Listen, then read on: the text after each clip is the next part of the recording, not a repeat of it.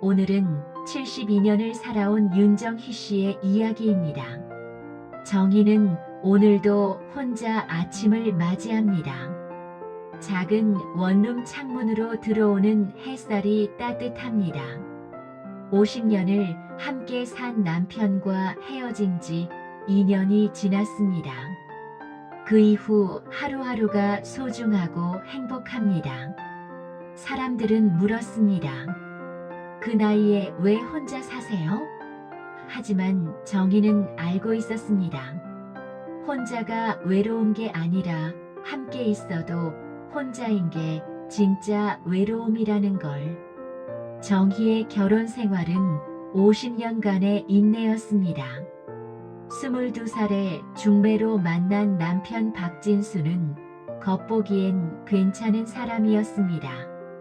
성실하게 일하고 술을 많이 마시지도 않았습니다. 하지만 결혼 3년 차 첫 아이를 임신했을 때 정희는 처음으로 남편의 외도를 알게 됩니다. 회사 동료라는 여자와의 관계였습니다. 정희는 배가 불러온 몸으로 남편을 기다리며 밤을 지새웠습니다. 남편은 미안하다며 무릎을 꿇었고 정희는 아이 때문에 용서했습니다. 하지만 그건 시작에 불과했습니다.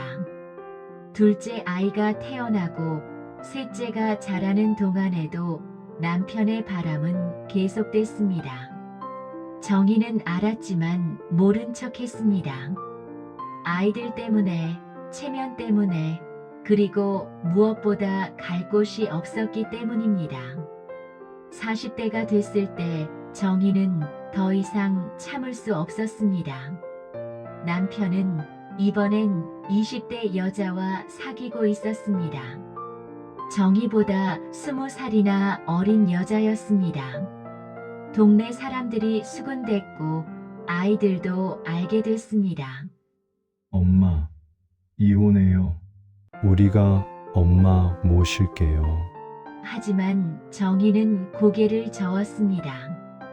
이미 인생의 반을 써버린 마당에 아이들에게 짐이 되고 싶지 않았습니다. 그렇게 다시 참았습니다. 50대, 60대가 지나가는 동안에도 남편은 변하지 않았습니다. 나이가 들어도 바람은 계속됐습니다. 정희는 그저 무덤덤해졌을 뿐입니다. 70세가 됐을 때 정희는 결심했습니다. 이제 나도 내 인생을 살아야지. 아이들은 다 컸고 손주들도 제 갈 길을 가고 있었습니다.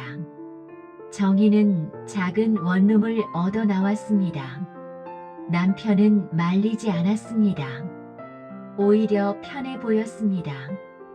혼자 사는 건 생각보다 괜찮았습니다. 아침에 일어나 커피를 마시고 공원을 산책하고 도서관에서 책을 읽었습니다. 문화센터에서 서예를 배우기도 했습니다. 정희는 처음으로 자신을 위한 시간을 가졌습니다. 50년 동안 남편 눈치, 자식 걱정만 하다가 이제야 나를 찾은 것입니다. 그렇게 2년이 흘렀습니다. 어느 가을날 오후 정희의 휴대폰이 울렸습니다. 모르는 번호였습니다. 박진수 씨 보호자이신가요? 서울대학교 병원입니다. 심장이 쿵 내려앉았습니다. 남편이 쓰러져 응급실에 실려왔다는 것입니다. 정희는 망설였습니다. 가야 할까 말아야 할까. 하지만 결국 택시를 탔습니다. 50년을 함께 산 사람인데 그냥 모른 척할 순 없었습니다. 병원 중환자실 앞에서 큰아들 민수가 기다리고 있었습니다. 엄마, 아빠가 췌장암 말기래요. 이미 전이가 많이 됐대요. 정희는 아무 말도 하지 못했습니다. 남편이 아파서가 아니라 이제야 이 순간이 왔다는 생각에 복잡했습니다. 중환자실 안으로 들어갔습니다. 침대에 누운 남편은 정희가 알던 그 사람이 아니었습니다. 살이 쭉 빠지고 안색이 누렇게 변해 있었습니다. 정희야, 남편의 목소리는 힘이 없었습니다. 정희는 침대 옆에 섰습니다. 손을 잡아주지는 않았습니다. 의사 선생님이 그러시는데 길어야 2달이래. 치료도 이미 늦었대. 남편의 눈에서 눈물이 흘렀습니다. 정희는 처음 보는 남편의 눈물이었습니다. 다음 날부터 정희는 매일 병원을 찾았습니다. 의무감 때문이었을까요? 아니면 마지막 정리를 위해서였을까요? 정희 자신도 정확히 알 수 없었습니다. 남편은 날이 갈수록 약해졌습니다. 항암 치료도 받지 않기로 했습니다. 이미 소용없다는 의사의 말에 남편도 포기한 듯 했습니다. 정희야, 미안해. 남편은 매일 미안하다고 말했습니다. 하지만 구체적으로 무엇이 미안한지는 말하지 않았습니다. 정희도 묻지 않았습니다. 이제 와서 사과가 무슨 의미가 있을까요? 2주가 지난 어느 날 남편이 정희의 손을 잡았습니다. 정희야, 나 집에 데려가 줄 수 없겠니? 정희는 손을 빼려 했지만 남편이 힘을 주어 놓지 않았습니다. 병원에서 죽고 싶지 않아. 집에서 너 옆에서 마지막을 보내고 싶어. 정희는 남편을 바라봤습니다. 평생 자신을 속이고 배신하고 상처 줬던 그 사람이 지금 무슨 말을 하는 걸까요? 50년 동안 내가 나한테 뭘 해줬는데? 정희의 목소리는 떨렸습니다. 난 당신 옆에 있었어도 항상 혼자였어. 당신은 늘 밖에 있었고 난 집에서 혼자 울었어. 애들 키우고 시부모 모시고 집안일 하면서도 당신한테 버림받은 기분이었어. 남편은 아무 말도 하지 못했습니다. 알아. 내가 당신한테 사랑받지 못했다는 거. 당신이 나한테 미안해하는 건 사랑 때문이 아니라 죄책감 때문이라는 거. 정희는 남편의 손을 조용히 놓았습니다. 당신이 지금 원하는 건 돌봄이지 나와의 시간이 아니야. 아프니까 외롭고 외로우니까 내가 필요한 거지. 그동안 날 필요로 했던 적이 있었나? 남편의 눈에서 눈물이 주르르 흘렀습니다. 미안해, 정말 미안해. 미안하다는 말, 이제 듣기 싫어요. 50년 동안 미안하다고 몇 번을 들었는데 한 번도 진심이었던 적이 없었잖아. 정희는 가방을 들었습니다. 나도 이제 나를 위해 살고 싶어요. 당신 간호하면서 마지막까지 희생하고 싶지 않아요. 그건 내가 당신한테 줄 수 있는 게 아니에요. 정희야, 아이들이 있잖아요. 아이들한테 부탁하세요.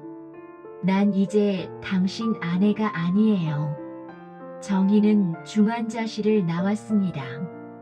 복도를 걸으며 눈물이 났습니다. 슬퍼서가 아니라 드디어 해방됐다는 안도감 때문이었습니다. 큰아들 민수가 쫓아왔습니다. 엄마, 그래도 아빠가 민수야, 엄마도 이제 엄마 인생 살고 싶어. 너희 아빠 간호는 너희들이 해. 엄마는 50년 했어. 민수는 더 이상 말하지 못했습니다. 엄마의 표정이 너무나 단호했기 때문입니다. 정희는 병원을 나와 버스를 탔습니다.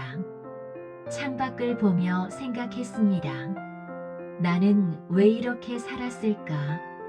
사랑받지도 못하면서 상처만 받으면서 왜 그렇게 매달렸을까? 집으로 돌아온 정희는 오래된 앨범을 꺼냈습니다. 결혼 사진이 보였습니다. 22살의 정희는 얼굴에 웃음이 가득했습니다. 행복할 거라고 믿었던 그때, 앞으로 50년이 어떻게 흘러갈지 알았다면 결혼하지 않았을까요? 아니, 정희는 그래도 결혼했을 것입니다. 그 시대 여자에게 선택지는 많지 않았으니까요. 하지만 지금은 다릅니다. 이제는 선택할 수 있습니다. 남편의 마지막을 함께할 것인지, 자신의 남은 인생을 살 것인지. 정희는 앨범을 덮었습니다. 더 이상 과거에 매달리고 싶지 않았습니다. 남편 박진수는 3주 후 세상을 떠났습니다. 정희는 장례식에 갔습니다. 상주는 아니었지만 조문객들은 정희를 보며 수군댔습니다. 남편 죽어가는데 병원도 안 갔다며. 아무리 그래도 그렇지 50년을 산 사이인데. 정희는 그들의 시선이 느껴졌지만 개의치 않았습니다. 그들은 정희가 50년 동안 어떻게 살았는지 모릅니다. 장례식이 끝나고 정희는 조용히 자리를 떠났습니다. 마지막 인사도 하지 않았습니다. 이미 마음속으로 작별했기 때문입니다. 그날 이후 정희의 삶은 달라졌습니다. 더 이상 누군가를 위해 사는 삶이 아니었습니다. 정희는 하고 싶었던 일들을 하나씩 시작했습니다. 여행을 다녔습니다. 혼자서 제주도에도 가고 경주에도 갔습니다.